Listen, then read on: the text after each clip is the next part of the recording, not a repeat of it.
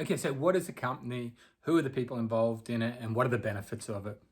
So, a company is a separate legal person. It's almost like giving birth to someone, but you're giving birth to or you're creating a separate legal entity that can enter into contracts in its own right. It's not you entering into the contracts, it's the company entering into the contracts. And now there's different types of people involved in a company. Now, the main ones are what are called the office holders, and the other ones are called the owners. Now, the office holders, generally the main ones you will hear used, are the directors.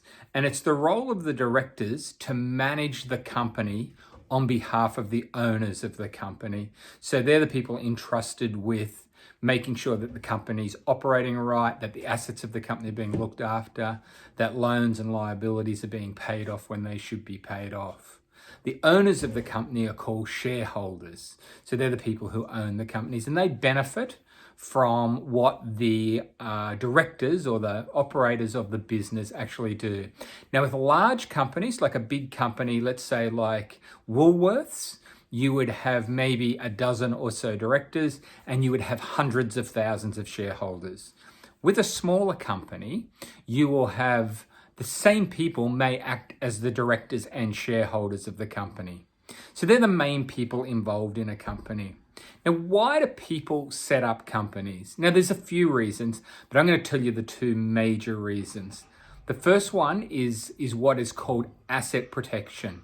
So what I mean by that is that the company then starts owning assets of its own, and you separate those out from your personal assets. So for example, if you own a home or some property and you run a business, you might run the business through the company, leave the home and the property out of the company, so that if something goes wrong in the business, you're not going to expose necessarily the home or the other real estate or your cars or those personal assets for an action taken against your business.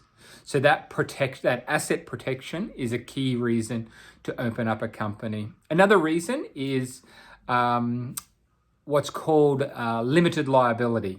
Now, with limited liability, it means that your liability to pay things back are limited to the value of your shares in the company.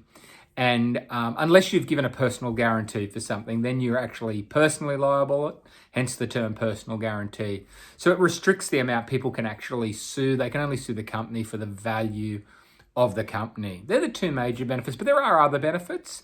A common benefit that people will talk about is that if you're running a company, like in Australia, it's called a proprietary limited company or a PTY limited company, it gives a little bit more credibility to your business. Like other business operators will go, hey, this guy's serious. He's set up a company. It's not just him with his hobby or his little micro business.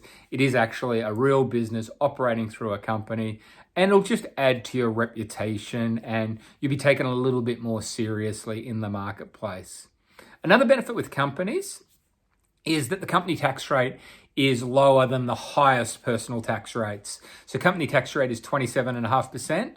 The higher personal tax rates, you're getting into the high 40%, 45, 47%. So paying 27.5% tax, which means then you can retain a lot more of your capital to expand your business. So yeah, there's a lot more money left over to expand. So yeah, company, directors, shareholders, benefits are asset protection, limited liability, enhanced reputation, and some definite tax benefits there.